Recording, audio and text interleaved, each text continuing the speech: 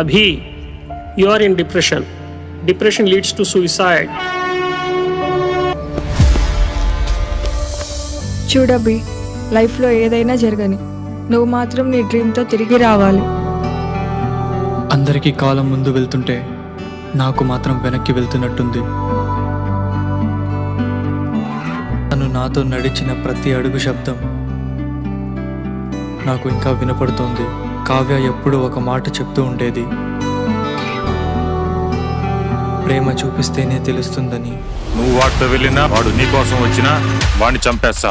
నాకు వాడిని చంపడానికి కావాల్సింది ఒక్క క్షణం. సముద్రం అంత ప్రేమ ఎవరికి కావాలి?